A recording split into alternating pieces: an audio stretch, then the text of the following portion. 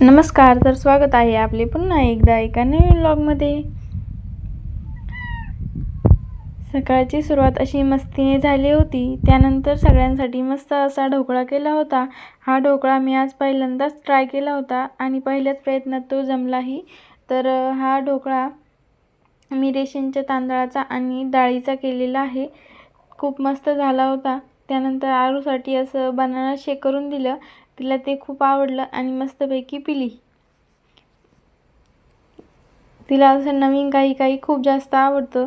त्यानंतर स्वयंपाक केला. जेवणात आज मस्तपैकी कढी, पोळी, लोणचं असं सगळं होतं.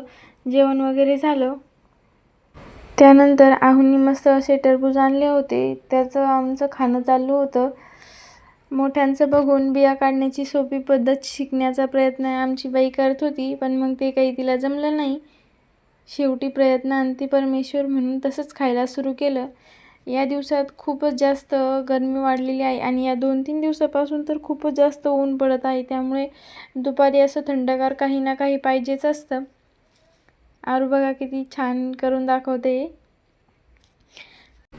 देवघरातील वस्त्रे थोडीशी खराब झाली होती, म्हणून आज म्हटलं चला काहीतरी नवीन शिवून बघू, म्हणून हे ट्राय केलं. तर कसं वाटलं ते कमेंटमध्ये नक्की सांगा. आणि आज मी सूर्यास्त थोड्या वेगळ्या पद्धतीने कॅमेऱ्यात कैद केलेला आहे, तर त्याचा आनंदही तुम्ही घ्या. Thank you for watching.